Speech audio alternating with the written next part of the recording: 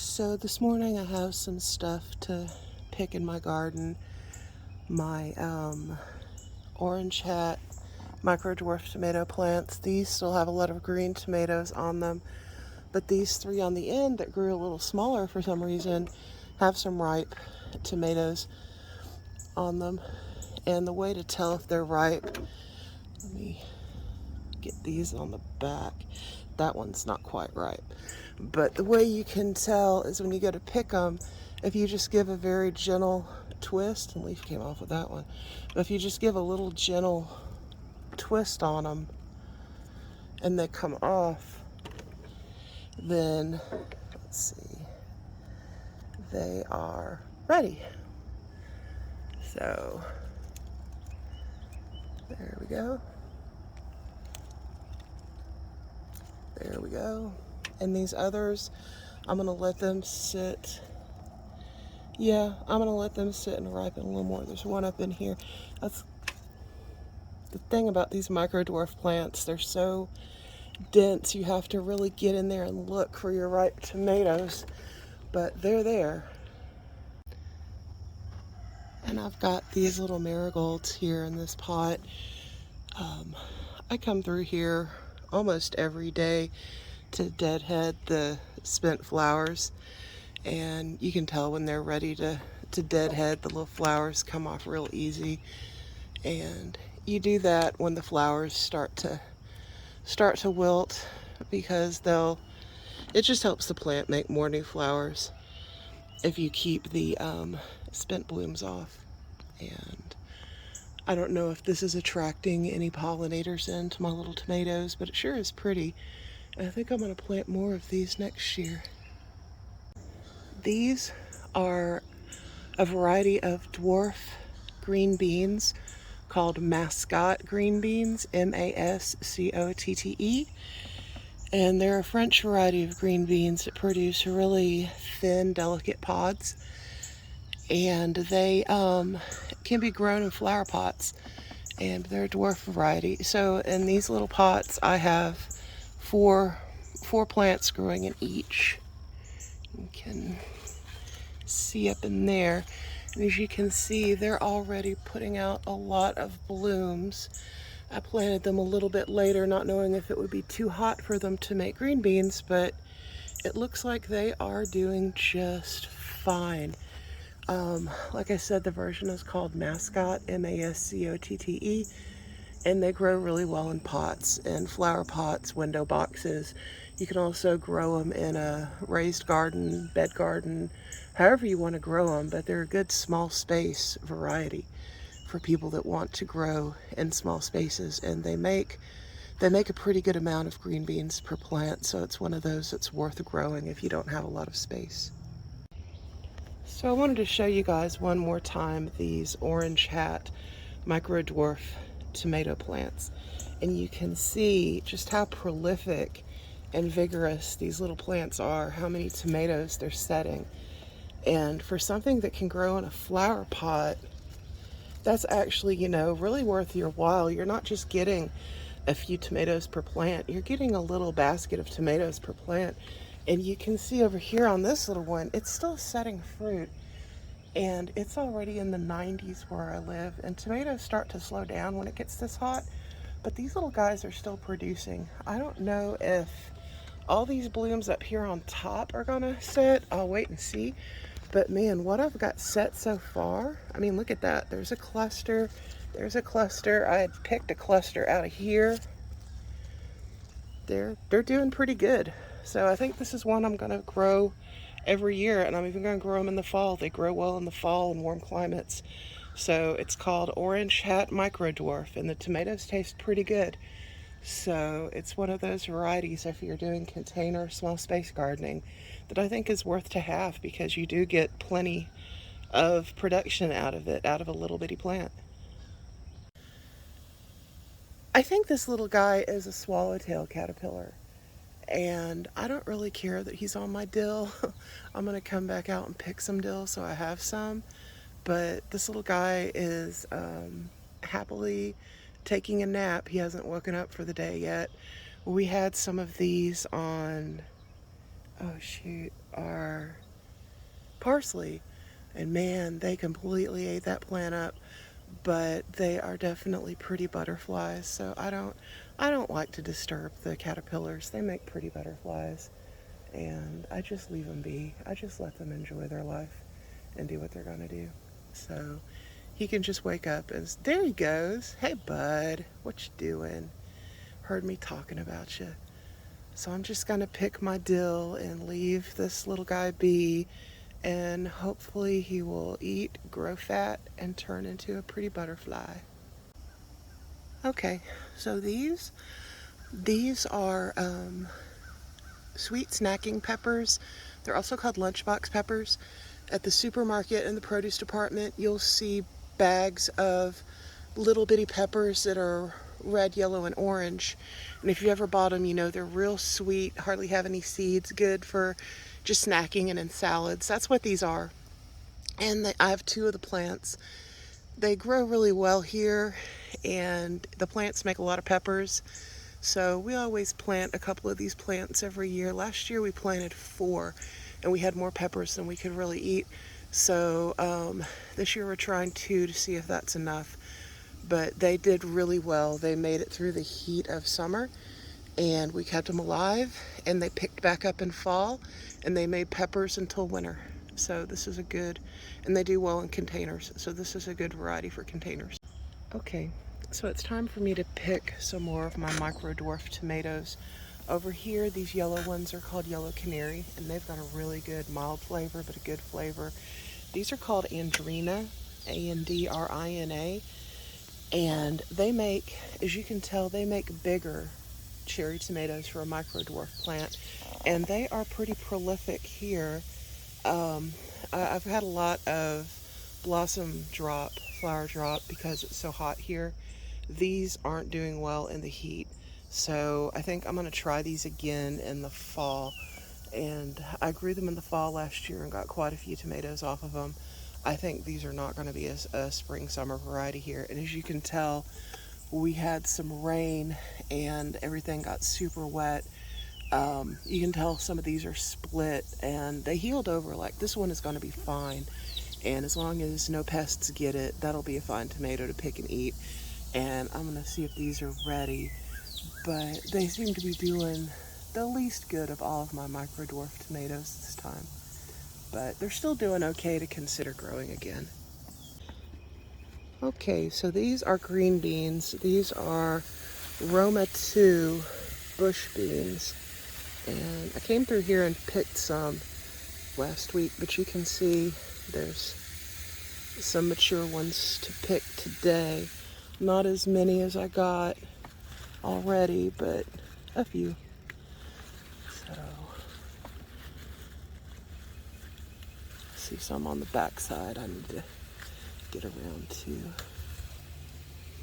But I like these because you can't get these fresh in the supermarket. You can get them in a can, you can get them frozen, but they just don't sell them fresh. So if you want fresh, flat Italian green beans, you got to grow them. So that's what I'm doing, and they make a lot of green beans. So they grow well in a container. I've got 8 plants in this pot, and they've been producing really well. So there's a lot of weeds in there, but you can see how well the plants are doing, and they're still making new beans. So I'm going to leave the rest of these, pick those in the back. So this is another good one for containers. All right, and as is this variety of pod beans, these are called dragon tongue beans, and they have a really, really good flavor. They're like a palish green, kind of ivory with purple streaks. They lose their pretty purple streaks when you cook them, and I've been through and picked all of these, but there were a few I left to continue maturing, and you can see down here they're ready to pick. They have a good flavor. They taste a little like yellow wax beans, and they make a lot of beans, and they grow good in containers. I only had 6 plants. I'm trying to do this one-handed, get these little beans. Sometimes they don't want to come off good, but that one did. So yeah, they're good producers too in pots. I have 6 in this pot, so they're doing good for me. This is a fun variety to grow because A, they're pretty, and B, they do well in the pots. Alrighty, and as you can see back in there, I have like right here, I have a Beet Alpha cucumber ready to pick. So these are good. Best if you pick them little, so their seeds are still really tender. They're really soft seeds if you get them little. So this is going to be a perfect size for one of these cucumbers. And there's another one growing right there. Lots of flowers. So hopefully these keep producing well into the summer.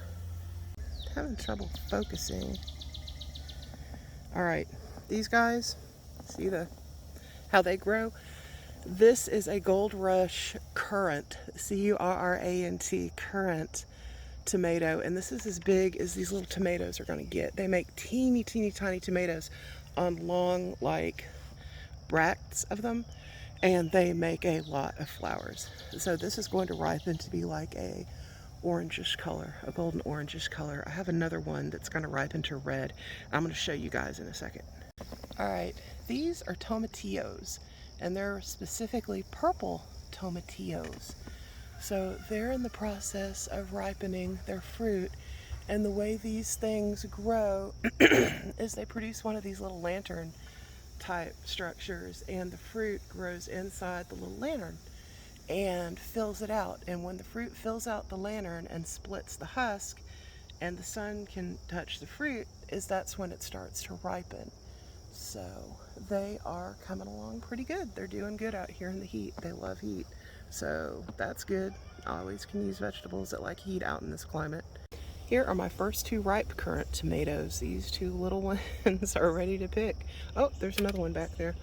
Let's see if it's ready. So let me pick these and we'll see what they taste like, because I've never had a currant tomato. But do you see how teeny tiny that little thing is? A lot of people grow them because their kids, especially, I had a person in a gardening forum I belong to, said they plant one of these plants every year to keep their little kids out of the rest of their plants. Their little kids like to pick stuff off their plants, and they were picking it when it wasn't quite ripe. So they let the kids pick off this one at will, and there's always going to be enough tomatoes on these little plants. And they can just, spend time picking and be occupied and leave the other plants alone. So I'm going to taste one of these. Okay, they're good. They have a thick skin, but they have a really strong, pleasant tomato flavor. So I'm glad I planted them and took a chance on them. You can see I've got tomatoes there. I've got tomatoes there. I've got tomatoes there. I've got tomatoes here. I've got tomatoes everywhere on this little plant. Okay, these are called Space Master 80 cucumbers. And they're called a bush cucumber, but they do make vines. The vines are short though. You can see the vines are on this little trellis. The vines are only like 3 to 4 feet, and they're a good container variety. You can grow them with a tomato cage or stakes and just whatever you need to kind of anchor the little vines to. You can see it's starting to produce cucumbers. Starting to produce cucumbers, and it is loaded with blossoms. You can see. So we grew these last year. There's a little bit of disease on the bottoms, but it's so hot and humid here. We can't avoid that stuff. Just keep on top of it. Later I'll come back and cut some of these bad leaves off because it doesn't need them. It's already growing up the vine, but you can see just how well these suckers are doing. A lot of the flowers are still male flowers, but my female flowers, it looks like they're starting to set. So, and they're pretty prolific once they get going. We grew them last year and had a fair amount of cucumbers off them. So as long as you keep them watered in a hot climate, they'll grow in a container and they'll grow good for you. All right, So as you can see, I have a bee, a bumblebee bee, pollinating my fairy tale eggplants. That blossom dropped. That ain't good, but it, like I said, I keep saying over and over again, it's so hot. But looks like it's about time to pick some of these guys. No, I'll let them grow another inch or two. You can see the little bee is over there just doing his little bee business for me and pollinating these. So I think I'll get out of his way and let him work. These make little clusters of pretty little eggplant, and they're very tender and have little soft seeds, so you can just eat these whole.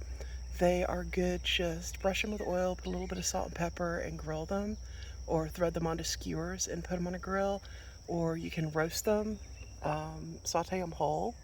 I mean, they're pretty, and you can see they grow well in a pot. I've been growing these off and on for probably 10 years. They're another one if you want to have like a decorative vegetable garden and you want plants that kind of have like a little bit of a whimsy factor. You can see these little clusters of fruit they make. So, and they're very productive, as you can see. And they're another nice container variety. They're hard to find, the baby plants in nurseries, and the seeds are even hard to find. But if you can find the seeds, it's definitely worth getting them. I guess I'm gonna go on and leave the bee to be. These peppers up in here, these kind of neat pointy peppers, these are called Marconi giant, red Marconi giant peppers. They're an Italian sweet pepper, and I've never grown them before, but they seem to be doing pretty good. They're still setting some fruit. That one up there, that little pepper, is kind of deformed, I think probably because of the heat. The thing with peppers here where I live is once it consistently gets up into the 90s during the day, they don't want to produce very well, sweet peppers at least. And if we keep the plants alive through the heat of summer, they'll come back and start producing again good in fall. Like this is a chocolate bell pepper, and it has set a lot of fruit. And this is an orange bell pepper, and it has set some fruit. But you can see they're not really setting anything new up top.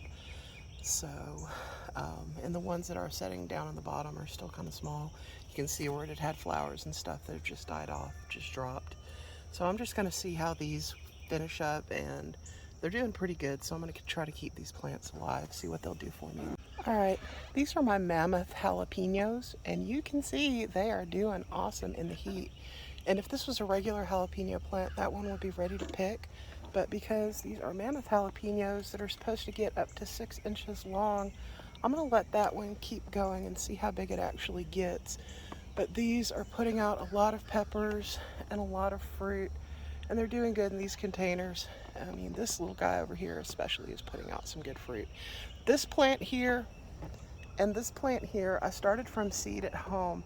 This third one I bought at Lowe's, and it's doing good too. It's a little bit bigger, not sure why, but it's not quite as productive. I think I will probably let one of the peppers on this get overripe so I can save the seeds from it for next year. But these variety look to be doing pretty good for me, making a lot of peppers, a lot of big healthy peppers, and putting out a lot of flowers. And they're doing real good in these containers. So definitely I'll add this to my list to grow every year. These tomatoes are a variety called black cherry, and they make dark, kind of reddish brown cherry tomatoes. And you can see down in the bottom it's setting fruit.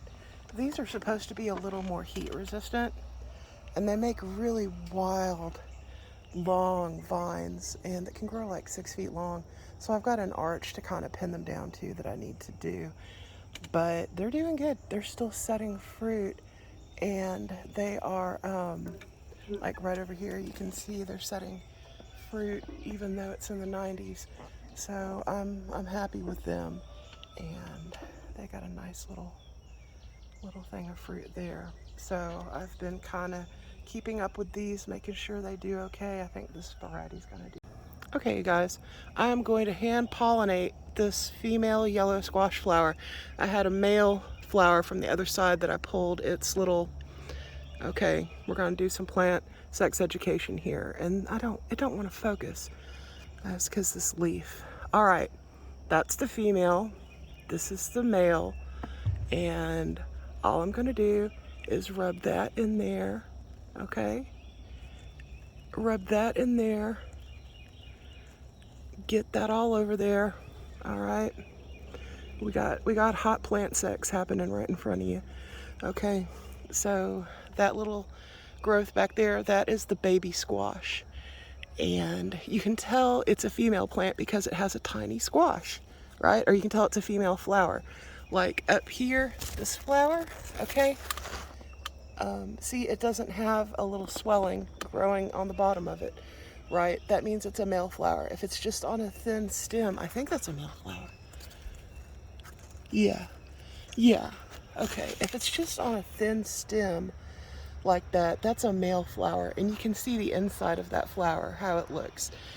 All right, and you can see the inside of this female flower. And now that I have pollinated it, and they're so delicate, it's gonna wrap up on itself and just curl up, and hopefully this little fruit will keep growing, and I'll show you guys if it actually makes a good fruit. So I'm gonna go tend to my zucchini, see what we have over here. I don't know if I said, but these are called early yellow straight neck squash, okay?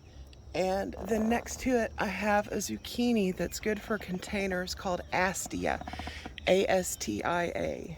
And that makes a good, plant for a container. And you can see I grow these up a stake just to help them with the in a container. So that's how that's done.